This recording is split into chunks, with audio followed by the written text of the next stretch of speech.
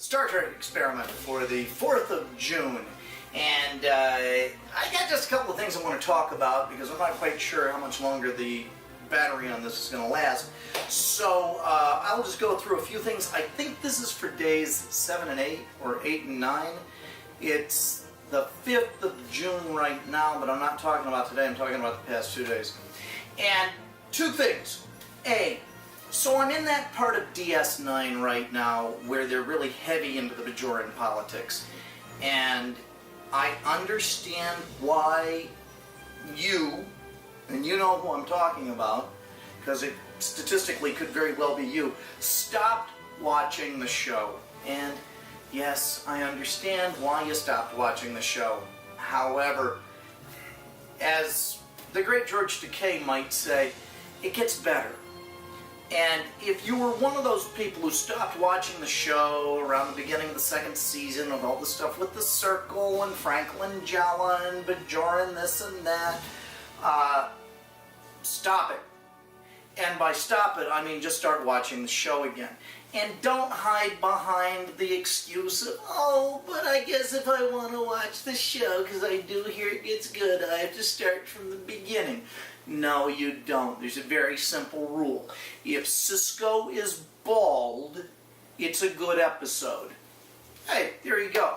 Okay, so just start watching DS9 again, and it'll be good.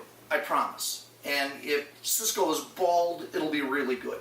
Okay, second thing. I hate Facebook as well, many of you know. However, I love Twitter. Now, I can go on and on as to why. However, it seems to be, I don't want to say a generational thing, but it seems to be a thing, where people love to say, oh, you know, I'd follow you on Twitter, but I don't have a Twitter.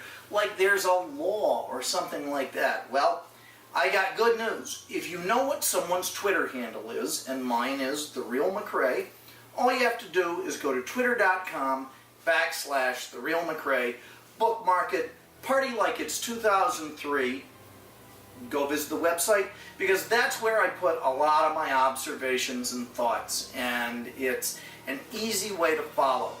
And if you establish a Twitter account, you can just use it to follow people you like.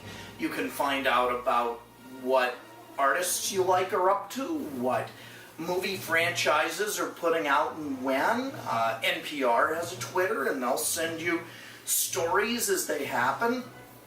You're not obligated to check it all the time, and you can always do a search for a specific user and see what they've had to say. It's compact.